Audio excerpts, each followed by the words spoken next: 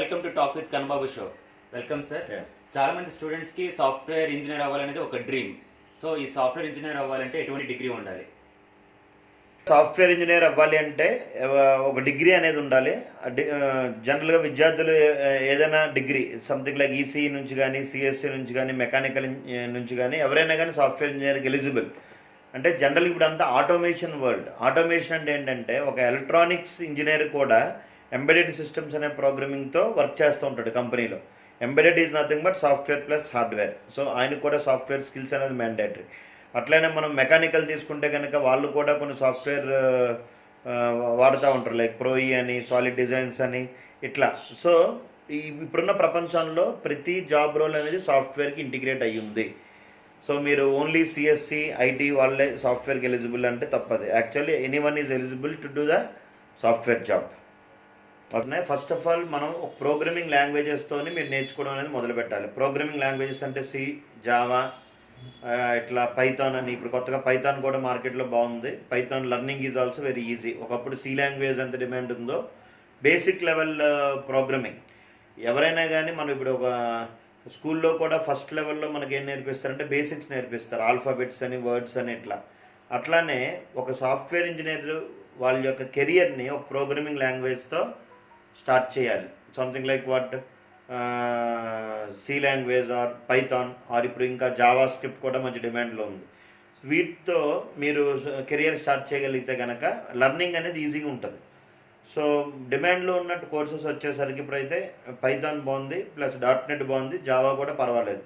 అంటే ఫ్రెషర్స్ నుంచి కంపెనీస్ ఎక్కువ ఎక్స్పెక్ట్ చేసేది జావా, .NET మీద అయితే ఎక్కువ జాబ్స్ ఉంటాయి. ఇంకా హై ఎండ్ కోర్సెస్ ఉన్నాయి, ఆర్టిఫిషియల్ ఇంటెలిజెన్స్ అని, డేటా సైన్స్ అని, డెవోప్స్ అని, AWS అని, అజ్యూర్ అని, సేల్స్ ఫోర్స్ అని, పెగా, హనా, హడూప్, ఇట్లా చాలా కోర్సులు ఉన్నాయి. Database related courses like SQL, DBA ఉంది, అట్లానే ఒరాకిల్ ఉన్నాయి, ఇట్లా చాలా ఉన్నాయి. బట్ ఫ్రెషర్ పాయింట్ ఆఫ్ వ్యూలో అయితే జావా, .NET ద్వారా మీరు వెళ్ళడం వల్ల జాబ్స్ అనేది చాలా ఈజీగా రావడానికి స్కోప్ ఎక్కువ. కన్నబాబు గారు, ఇప్పుడు ప్రజెంట్ మార్కెట్లో పైథాన్ అని ఎక్కువ వింటున్నాము. అసలు ఈ పైథాన్ అంటే ఏంటి? అసలు ఈ పైథాన్ ఎవరికి ఎక్కువ యూజ్ అవుతుంది? సో ఫ్రెషర్స్కి ఎక్కువ యూజ్ అవుతుందా, ఎక్స్పీరియన్స్కి ఎక్కువ యూజ్ అవుతుందా? యాక్చువల్లీ పైథాన్ అనేది రీసెంట్గా చాలా పాపులర్ అయిన లాంగ్వేజ్. ఇట్స్ కొంతమంది దాన్ని ప్రోగ్రామింగ్ లాంగ్వేజ్ అంటారు, కొంతమంది స్క్రిప్టింగ్ లాంగ్వేజ్ అంటారు. సో జనరల్గా ఇప్పుడు ఒక కంపెనీలో 4 years, 3 years, 5 years ఎక్స్పీరియన్స్ ఉన్న ఎంప్లాయీస్, ఆల్రెడీ ఒక 4 years ఎక్స్పీరియన్స్ ఉన్న జావా డెవలపర్. ఇదివరకు ఏంటి అంటే చాలా టెక్నాలజీస్ ఉండేవి, AWS అని, సిలీనియం అని టెస్టింగ్, అట్లానే డెవోప్స్ అని, సేల్స్ ఫోర్స్ అని, ఇట్లా చాలా third party technologies are there. వీళ్ళందరూ జావాను వాడేవారు ఇదివరకు. But Java is very complicated language. అందుకని ఈ స్క్రిప్టింగ్ పాయింట్ ఆఫ్ వ్యూలో పైథాన్ అనేది చాలా పాపులర్ అయింది. మొబైల్ టెస్టింగ్ కోసం కానీ, అట్లానే స్క్రిప్ట్స్ రాయడం కోసం అనేది పైథాన్ అనేది చాలా పాపులర్ అయింది.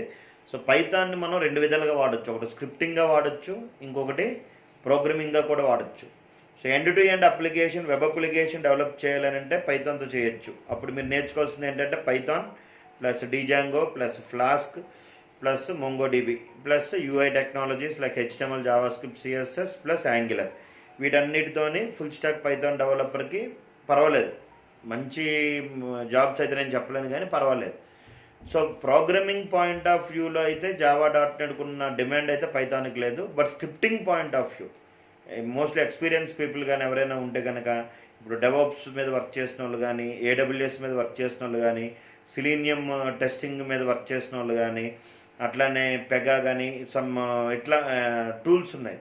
ఈ టూల్స్ మీద వర్క్ చేసిన వాళ్ళు, మొబైల్ టెస్టింగ్ మీద వర్క్ చేసిన వాళ్ళు కానీ, వీళ్ళు పైథాన్ నేర్చుకుంటే వాళ్ళకి సర్వైవల్ బాగుంటుంది. Mostly experience people. ఆల్రెడీ మీకు 4 years ఎక్స్పీరియన్స్ ఉందనుకోండి. ఇప్పుడు జావా మీద మీరు ఒక 4 years ఎక్స్పీరియన్స్ ఉంది, .NET మీద ఒక 4 years ఎక్స్పీరియన్స్ ఉంది. మీరు ఇప్పుడు వేరే టెక్నాలజీకి షిఫ్ట్ అవుదాం అనుకుంటారు, సమ్ డేటా సైన్స్ కానీ, సమ్ మెషిన్ లెర్నింగ్ కానీ, డీప్ లెర్నింగ్ కానీ, వీళ్ళకి పైథాన్ స్కోప్ చాలా బాగుంటుంది. స్క్రిప్టింగ్గా మనం పైథాన్ బాగా వాడచ్చు, కానీ programming point of view, web application development point of view అయితే still there is a demand for full stack Java as well as .NET with Angular. Angular అయితే మ్యాండేటరీ. పైథాన్ కూడా only core Python, advanced Python, డిజాంగోతో ఆపకుండా యాంగులర్ని మీరు పైథాన్కి attach చేయడం వల్ల మీ resume అనేది చాలా ఫాస్ట్గా ఫిల్టర్ అవ్వడానికి ఛాన్సెస్ ఎక్కువ ఉంటాయి. కన్నబాబు గారు, ఇప్పుడు మన ఇంజనీరింగ్లో చూసుకుంటే C++, జావా అని ఇలా ఆల్రెడీ కొన్ని సబ్జెక్ట్స్ ఉన్నాయి. అయినా సరే ఇప్పుడు సాఫ్ట్వేర్ ఇంజనీర్ అవ్వాలంటే బయటకు వచ్చినప్పుడు మనం ప్రత్యేకమైన కోర్సులు ఏమైనా చేయాలా, లేకపోతే ఎక్కడ చేస్తే బెటర్ అంటారు? యాక్చువల్లీ మీరు అన్నట్టు ఏంటంటే ఇంజనీరింగ్ సిలబస్లో మనకి కొన్ని కోర్సెస్ ఉంటాయి. సి అని, జావా అని, .NET అని, ఇట్లా కొన్ని యూనివర్సిటీ కొన్ని కోర్సెస్ పెట్టారు. కాకపోతే ఇప్పుడు మనకి ఆన్ క్యాంపస్ ద్వారా ఏమైనా స్టూడెంట్స్కి, ఇప్పుడు ఒక కాలేజ్లో చదువుతున్న విద్యార్థికి ఆన్ క్యాంపస్ ఏమైనా కంపెనీస్ విజిట్ చేశాయనుకోండి కాలేజ్కి, అప్పుడు ఖచ్చితంగా వాళ్ళు యాప్టిట్యూడ్ రీజనింగ్ ప్లస్ ఏవైనా సాఫ్ట్వేర్ కోర్సెస్ మీద స్కిల్స్ని టెస్ట్ చేస్తారు. చేసి ఆయనకి స్కిల్ ఉంటే ఖచ్చితంగా జాబ్ ఇస్తారు. అప్పుడు ఇంకేం కోర్సెస్ నేర్చుకోవాల్సిన అవసరం లేదు.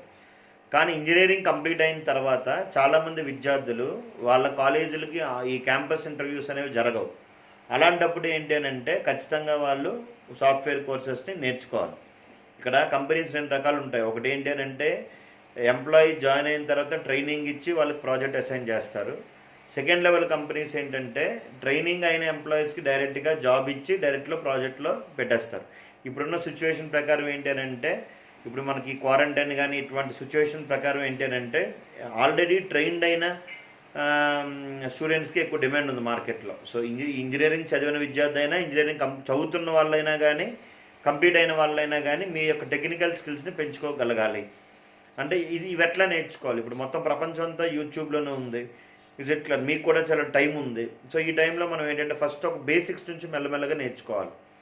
Is it clear? లాజిక్స్ నేర్చుకోవాలి, అట్లానే ఊప్స్ నేర్చుకోవాలి, ఊప్స్ బాగా రావాలి, లాజిక్స్ నేర్చుకోవాలి. ఈ ఊప్స్, లాజిక్స్, బేసిక్స్ బాగా స్ట్రాంగ్గా ఉంటే కనుక getting job will become easy. So మీకు యూట్యూబ్లో ఛానల్స్ ఉన్నాయి. అట్లనే ఇప్పుడు చాలామంది ఆన్లైన్ క్లాసెస్ జరుగుతున్నాయి. అట్లనే మీకు లాక్డౌన్ అయిన తర్వాత అమీర్పేట వచ్చి కూడా నేర్చుకోవచ్చు. ప్లస్ ఆన్లైన్లో కూడా చాలా కోర్సెస్ ఉన్నాయి. ఈ ఆన్లైన్ కోర్సెస్ని కూడా మీరు అప్డేట్ అవ్వచ్చు. Is it clear? అట్లనే యూట్యూబ్లో కొన్ని వేల వీడియోస్ ఉన్నాయి. కాబట్టి మంచి videos, first beginners related videos మనం చూడడం వల్ల మనకు సబ్జెక్ట్ అనేది కనెక్టివిటీ వస్తుంది. తర్వాత ఇన్డెప్త్ వీడియోస్కి వెళ్తే బాగుంటుంది నాకు తెలిసి. సో మోస్ట్లీ మీరు పైథాన్ నేర్చుకోండి, బట్ ఓన్లీ కోర్ పైథాన్ వరకు నేర్చుకుని తర్వాత మళ్ళీ .NET కానీ, యాంగులర్ కానీ, plus UI technologies plus Java, వీటిలో అయితే మంచి జాబ్స్ రావడానికి స్కోప్ ఎక్కువ ఉంటుంది. Especially freshers.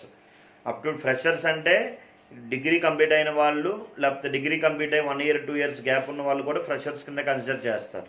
మీ యొక్క స్కిల్స్ని, లాజిక్స్ని అప్డేట్ చేసుకుంటే జాబ్ రావడం చాలా ఈజీ. థ్యాంక్స్ కన్నబాబు గారు.